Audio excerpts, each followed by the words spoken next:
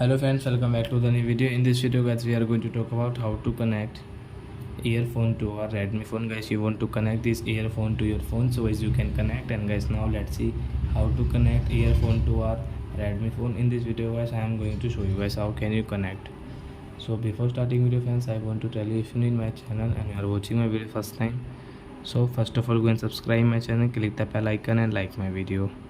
So friends, now let's start video. First of all, open your phone setting and guys come in your Bluetooth setting and guys on your earphones. First of all guys,